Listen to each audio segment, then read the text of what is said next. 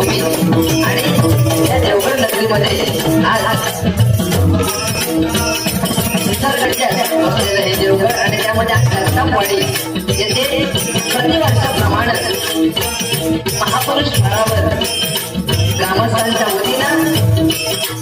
अभिषेक ब्राह्मण भोजन हा भक्तिमय सोहळा